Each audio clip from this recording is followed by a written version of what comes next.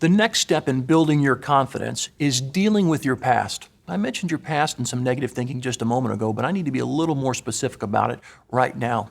For each of you, there are a few things in your past that best explain your current level of confidence. When you think about yourself, if you feel like you're right here and you wish your confidence was here, usually there's one, two, maybe three things in your past, a person or an event, that best explains how you arrived here instead of here.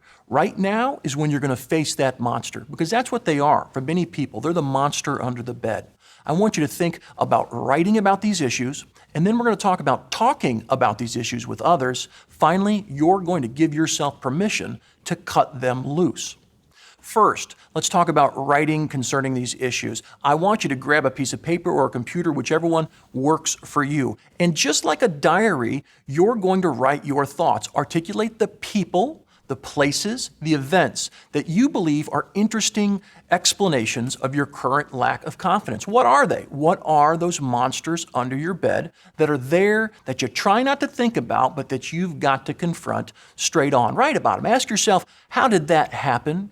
Could it have been avoided? What did you learn, if anything? Then ask yourself this important question. All this time later, do those things really matter at all? I know sometimes they feel like they do, but do they really matter at all? Almost always the answer is not much or no. Write about them. Get clarity on why they really should be put into a smaller perspective and not be that monster under the bed. Then find at least one, not 20, maybe 2 or 3, but at least one close confidant, a person who knows you personally and professionally.